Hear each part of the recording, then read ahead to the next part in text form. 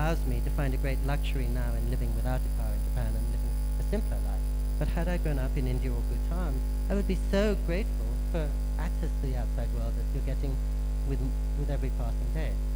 And I think, yes, we visitors have to be careful about the wishes that we project on the countries we visit and the fact that we want them to remain beautiful for our lenses, regardless of what that beauty accompanies in terms of difficult circumstances. So the minute I arrived in Thimphu, I thought, well, it's less idyllic seeming for me than it was in 1988. And it's probably a much richer, happier life for most of the people in Bhutan. The richness brings its own dangers, but people have many, many more opportunities now than they did then, and that's surely only a good thing. Also, I'm thinking that it's because you've had so much movement in your life. I personally subscribe to this view myself that the more you travel without, the more you travel within. And because I just read something 2 days ago. It was written by a writer called Namita Bhandare. I'm not sure if you know her. I do. Oh, you do? Yeah. Okay, came out in the Nation, and she uses you as an example of a person who cannot be contained by a hyphenated identity. And I was like, I wish I could receive a compliment like that in this lifetime.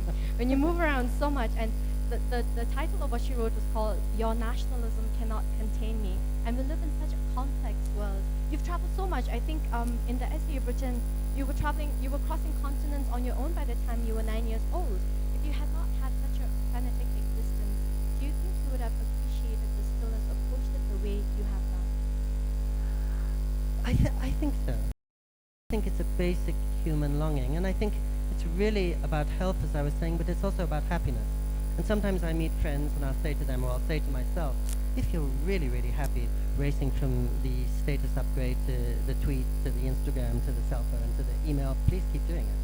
But my sense is many of us have got into this addictive cycle before we know what we're doing, and then we don't know how to get out of it. And it's not really making us happy, but it's just become our second nature, which is taking us away from our first nature, probably. And the safe bet is that our devices are not going to get slower or less powerful. They're only going to accelerate, and they're soon going to be part of us and part of our bodies. And the devices are only neutral means of wonderful opportunities.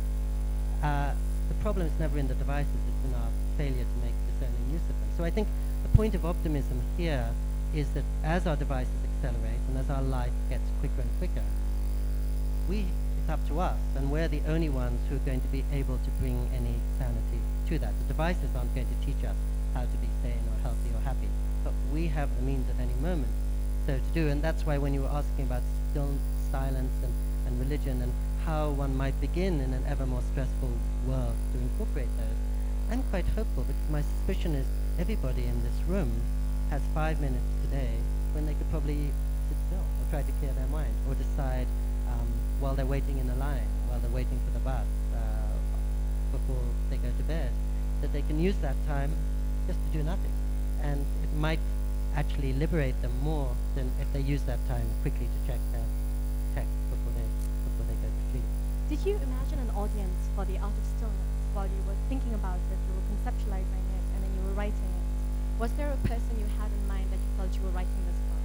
That's a lovely question too, and I suppose I was writing it for myself, because I need to be reminded of this more than anybody, as my wife would testify if she were here. So no, and I think a writer finds that his best writing comes when he's not aware of an audience and when he's not aware of himself. And you can't be entirely private, so you can't just mutter to yourself sotto voce alone in a room. You have to try to make your sentence communicate and move from here to there.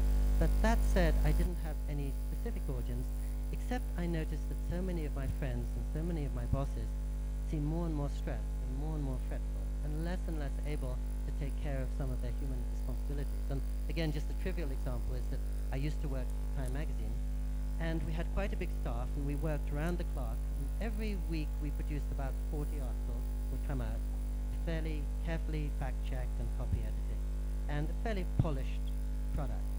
And just a few years ago, I ran into an editor from Time magazine who's almost the boss of the place, and I said, well, things must be really busy for you.